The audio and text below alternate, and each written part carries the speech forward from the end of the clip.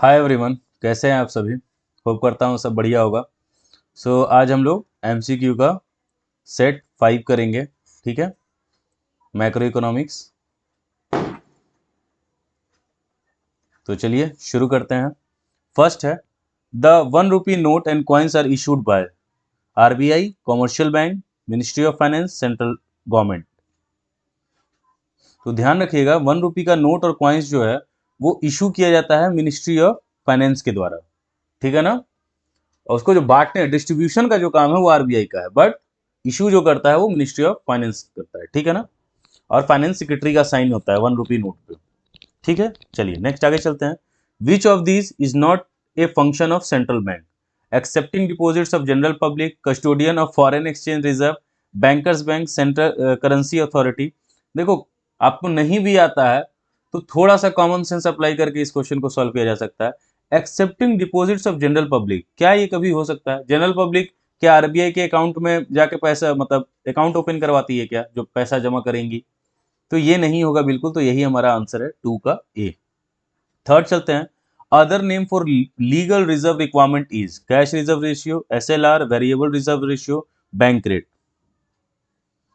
तो इसको variable reserve ratios भी कहते हैं। ठीक है ना। फिर बता रहा हूँ, लीगल रिजर्व के अंदर कैश और एसएलआर दोनों आएगा। ठीक है ना। लेकिन इसको सिर्फ पूछा जा रहा है लीगल रिजर्व रेशियो, यानी एलआरआर का जो दूसरा नाम है वो पूछा जा रहा है, तो वो है वेरिएबल्स रिजर्व रेशियो। ठीक है। नेक्स्ट है, which of the following is not the function of central bank? Function नहीं है। Bank facilities to government, bank facilities to public, lending to government, lending to commercial bank. इसमें आपको answer बताना है। तो गवर्नमेंट को हेल्प करते हैं, ठीक है, बैंकिंग फैसिलिटी देते हैं, गवर्नमेंट को लेंड भी देते हैं, कमर्शियल बैंक को भी बैंक रेट, रेपो रेट आपने पढ़ा है तो लोन वगैरह देते हैं। फैसिलिटीज, बैंकिंग फैसिलिटीज पब्लिक को नहीं दी जाती है। ठीक है ना। तो यही हमारा आंसर होगा, नॉट पूछा है। ठीक है। Dash refer to those deposits in which amount is deposited with bank for a fixed period of time. Current deposits कहते हैं, time deposits, demand deposits, saving deposits. इसको क्या कहते हैं?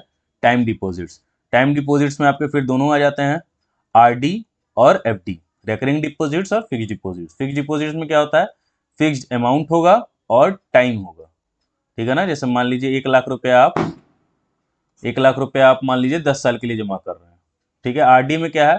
पर मंथ कुछ ना कुछ पैसा आपका कटते रहेगा अगले 5 सालों तक। ठीक है ना। तो इसको टाइम डिपॉजिट्स कहते हैं। ठीक है। नेक्स्ट है, which of the following instrument can not be use by central bank to control money supply? Open market operation, bank rate, repo rate, government spending. तो ये तीनों तो आपने पढ़ा ही है, open market operation, bank rate, repo rate.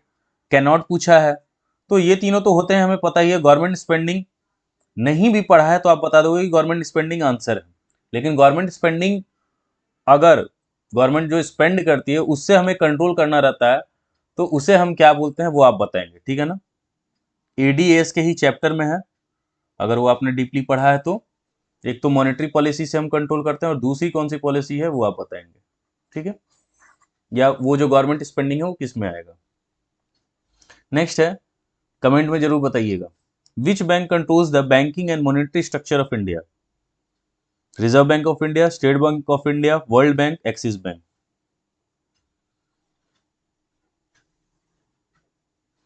तो ये है वर्ल्ड बैंक। ठीक है। सॉरी सॉरी, वर्ल्ड बैंक कहां से? Which bank controls the banking and monetary structure of India? ये तो कंट्रोल करता है हमारा रिजर्व बैंक ऑफ इंडिया, जिसको हम सेंट्रल बैंक भी बोलते हैं। चलिए आगे बढ़ते हैं। What is the value of money multiplier when initial deposits are 500 crore and LRR is 10%? तो मनी मल्टीप्लायर पूछ रहा है क्या होगा। ठीक है। तो ये आपको, इसको थोड़ा सा कैलकुलेशन आपको करना होगा, मैं कुछ समय दे रहा हूँ आपको, बताइए इसका आंसर। फार्मूला बोलोगे तो मैं लिख सकता हूँ, फार्मूला लिख दिया आपके लिए। तो 1/LRR है, तो ये हो गया 1/10%, परसेंट है तो 100 ऊपर गया 10 टाइम्स, तो ये ऑप्शन हो जाएगा आपका सी। ठीक है। के मीन्स कितना मल्टीप्लायर होना है, यानी 10 times. What happens where there is an increase in the margin requirements? Margin requirements को क्या किया जा रहा है, इंक्रीज किया जा रहा है, तो क्या होगा वो बताना है। It reduces the borrowing capacity and money supply, encourages people to borrow more and money supply rises, no change in money supply, none of these। तो मार्जिन बढ़ रहा है, यानी 10 लाख का जो लोन है उसके लिए मान लीजिए पहले लिया जाता था 12 लाख रुपए का सिक्योरिटी, अब लिया जा रहा है 14 लाख का सिक्योरिटी। तो अब आपको बताना है मार्जिन बढ़ा है तो लोग लोन लेना, मतलब मनी सप्लाई बढ़ रहा है कि डिक्रीज हो रहा है, ये भी अगर आप समझ में, मैंने सब कुछ लगभग बता ही दिया है। It reduces the boring capacity and money supply, तो मनी सप्लाई घट रहा है और जो बहुत सारे जो कस्टमर्स हो गए वो लोन नहीं लेंगे कि भाई मैं 10 लाख के लोन के लिए इतना ज़्यादा सिक्योरिटी डिपॉजिट नहीं करूंगा।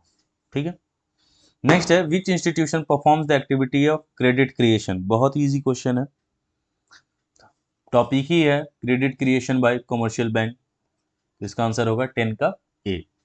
विच of this condition is needed for a financial institution to become a bank, तो किसी को बैंक बनने के लिए, एक फाइनेंशियल इंस्टीट्यूशन को बैंक बनने के लिए क्या कंडीशन है, deposits, advancing loan, both A and B, neither A nor B. तो जो डिपॉजिट दे सके और लोन एडवांस कर सके उसे ही हम बोलते हैं, तो बोथ ए एंड बी इसका आंसर होगा 11 का सी। नेक्स्ट है refers to that portion of total deposits of a commercial bank which it keep with itself in the form of liquid assets, तो सीआरआर में तो पता है हमें देना होता है आरबीआई को, लेकिन एसएलआर में क्या होता है, जो परसेंटेज हमें आरबीआई बताता है, ये याद रखना है, ये दोनों एलआरआर के अकॉर्डिंग आते हैं, इसका जो परसेंटेज होगा चाहे वो सीआरआर हो या एसएलआर हो वो आरबीआई हमें बताता है, लेकिन इसमें क्या करते हैं हम इसको हम लिक्विड एसेट्स के फॉर्म में अपने ही पास रखते हैं। ठीक है ना, तो इसका आंसर होगा एसएलआर। सीआरआर में क्या होता है, हम सिक्योरिटी डिपॉजिट्स करते हैं जो परसेंटेज में बोला जाता है हमें, तो ऑप्शन बी इसका आंसर होगा। नेक्स्ट चलते हैं 13 पे, विच of the following agency is responsible for issuing one currency note in India, ये ऊपर में भी ऐसे ही आया था क्वेश्चन थोड़ा घुमा के, तो बताया ही था मैंने, मिनिस्ट्री ऑफ फाइनेंस, उसमें बस इशू पूछा था। Reverse repo rate is the rate at which central bank lends money to commercial bank for short term, lends money to commercial banks for long term, accept deposits from commercial bank, none of this। तो मैंने बताया ही था bank rate होगा तो क्या होता है, same ही concept है, लोन तो दिया जा रहा है कमर्शियल बैंक को, आरबीआई लोन देती है लेकिन लॉन्ग टर्म पीरियड के लिए, लेकिन वही जब रेपो रेट आता है तो उसमें क्या होता है, आरबीआई लोन देती है कमर्शियल बैंक को शॉर्ट टर्म के लिए।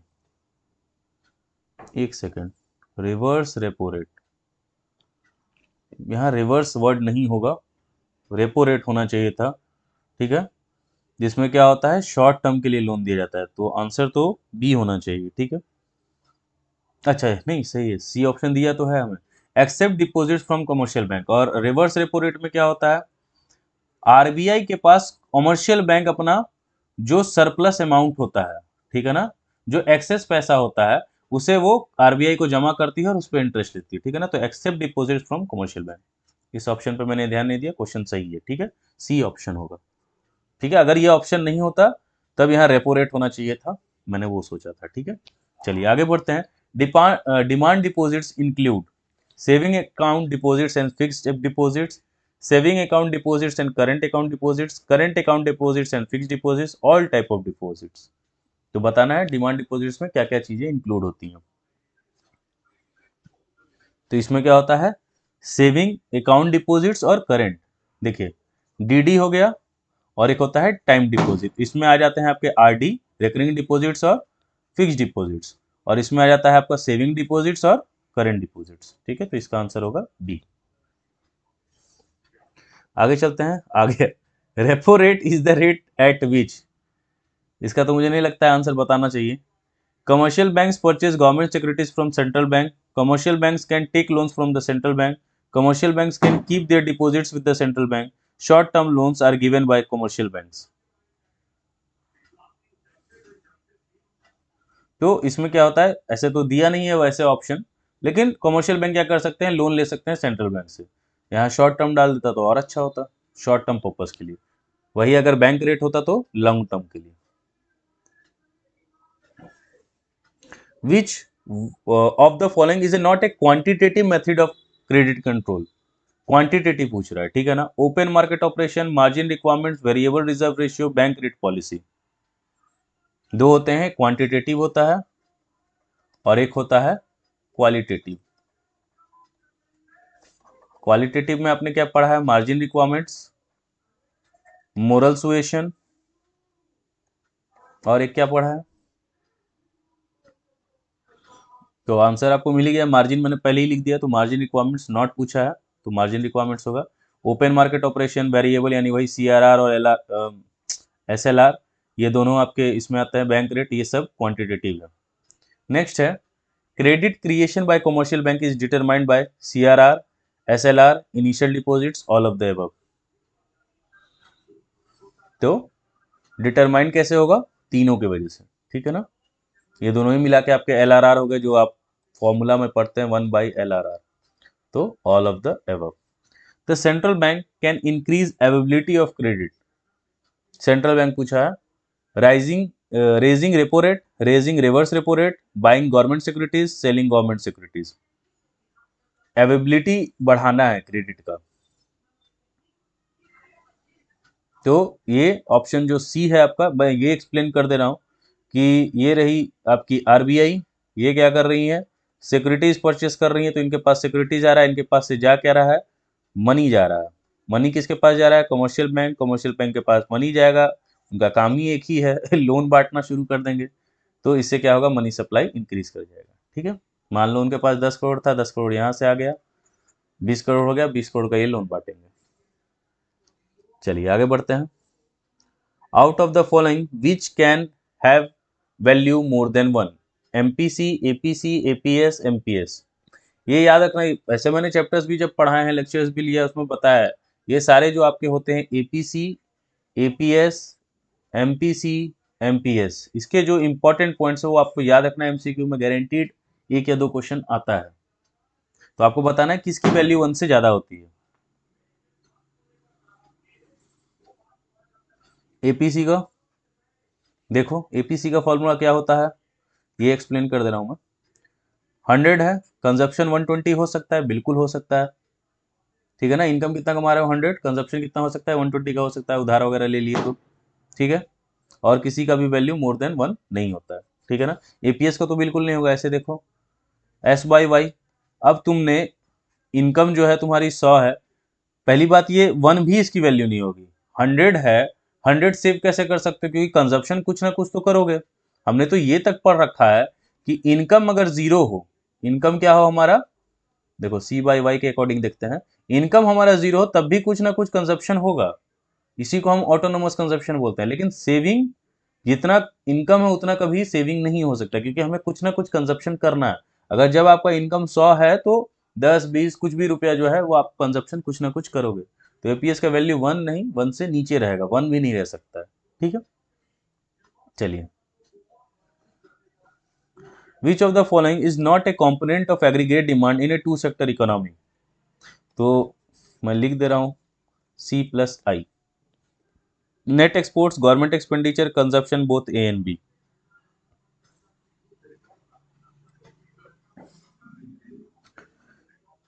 तो इसका आंसर नेट एक्सपोर्ट्स भी नहीं, गवर्नमेंट भी नहीं, तो both A and B. But एक चीज बता दे रहा हूं, आपके क्लास में ये मॉडल पढ़ाया गया है AD = C+I, इसके हिसाब से देखा जाए तो जी भी नहीं होगा, लेकिन आगे जो देखा जाए मॉडल है C+I+G+X-M का भी मॉडल है, लेकिन आपको नहीं पढ़ना, ठीक है ना। तो उसके हिसाब से देखा जाए तो ये दोनों नहीं होंगे, ठीक है। चलिए आगे बढ़ते हैं। Break even point is achieved when, break even point क्या होता है, जब आपका इनकम किसके बराबर हो, कंजप्शन के ना। देखो दो लैंग्वेज में बोल सकते हैं, या तो इनकम कंजप्शन के बराबर हो या सेविंग जीरो हो। 100 इनकम कमा रहे हो, 100 खर्चा कर दे रहे हो, तो सेविंग क्या हो रहा है, जीरो ही हो रहा है। अब देख लो इसमें से ऑप्शन क्या है, national income equal to consumption, पहला मिल गया, कंजप्शन इक्वल टू सेविंग नहीं, कंजप्शन इक्वल टू इन्वेस्टमेंट नहीं, नेशनल इनकम ज्यादा नहीं, तो कहाँ होगा 22 का ए, ठीक है। चलिए, AD curve is a horizontal straight line parallel to X axis, यानी कुछ ऐसा बोल रहा है, नहीं। Positively slope curve, negatively slope curve, vertical straight line parallel to, ऐसा पूछ रहा है, नहीं। हमने क्या पढ़ा है, AD equal to C plus I का, अगर सी प्लस आई देखा ऐसे AD पूछ रहा है तो AD तो पॉजिटिवली हमारा स्लोप होता है, ठीक है ना। AD क्या होता है हमारा, पॉजिटिव स्लोप कर्व होता है, ठीक है। नेक्स्ट है aggregate supply and are always equal, national income, क्योंकि हमने ये पढ़ा है ऐसे, प्रूफ भी करके देखा है, 45 डिग्री बनाते हैं, तो यहाँ पे वाई भी लिखते हैं और एस भी लिखते हैं, ठीक है। तो एग्रीगेट सप्लाई बोलो और नेशनल इनकम बोलो, दोनों एक ही बात है, दोनों बराबर ही होते हैं। आगे चलते हैं। Consumption function is the functional relationship between, अब ये मैंने कितने अच्छे से याद करवाया था आपको, सी इक्वल टू एफ वाई, यानी consumption function is functional relationship between किसके किसके, एक सी है और एक वाई है, देख लो क्या क्या है। कंजप्शन एंड नेशनल इनकम होगा आपके अकॉर्डिंग, जैसे ही याद करवाया था ना कि एफ लगा है तो उसका मतलब हो गया फंक्शनल रिलेशनशिप किसके बीच, अब एक यहाँ पे जो दिया है वो और ये किए हो गया, तो एक तो कंजप्शन हो गया आपका, दूसरा नेशनल इनकम हो गया, तो ऑप्शन क्या होगा, D. Tick the wrong option, APC can be more than one, APC can be equal to one, APC rises with increase in income, APC can never be zero, तो wrong option आपको tick करना है। APC ज्यादा हो सकता है क्या one से, हाँ हो सकता है। APC can equal to one, हो सकता है। APC can never be zero, zero का मतलब क्या होगा कि ऊपर जीरो आना चाहिए, नीचे देखो, यहां मैं ऐसे एक एग्जांपल दे रहा हूं और एक एग्जांपल ऐसे दे रहा हूं, ये तो इन्फिनिटी हो गया और ये आता है हमारा जीरो। कंजप्शन हमारा कुछ कभी जीरो नहीं हो सकता, कंजप्शन हमारा कभी भी जीरो नहीं हो सकता, तो हमारा ये भी ऑप्शन सही है, ये भी सही है, ये भी सही है, गलत क्या है ये, तो यही हमारा क्या हो जाएगा, आंसर हो जाएगा, ठीक है। 27 refers to the actual saving in an economy during a year,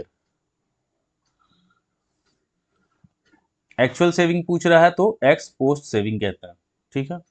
आप बस एक बार जाके वो कॉन्सेप्ट देख लीजिएगा, एक्स एंटी और एक्स पोस्ट, समझ आ जाएगा। नेक्स्ट है which of the following is not true about AD in a two sector economy, AD equal to consumption plus saving, नहीं, अच्छा नॉट ट्रू पूछ रहा है। AD curve starts from some point above the origin, AD equal to consumption plus investment, ये तो होता ही है। AD curve has positive, ये भी होता है, ये भी होता है। अब आपको बताना है, दो तो मैंने इजीली बता दिया है, ए और बी में बताना है आंसर क्या होगा। तो AD equal to C plus S नहीं होता है, A S equal to C plus S होता है, AD equal to C plus I होता है, ठीक है ना।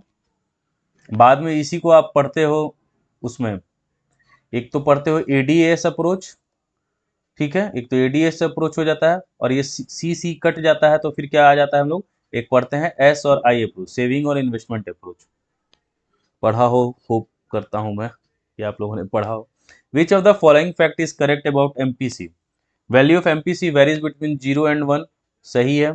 MPC of poor is more than that of rich, which of the following fact is correct about MPC, MPC falls with the successive increase in income, all of these, तो देखिए ये सही है, दूसरा ये भी सही है।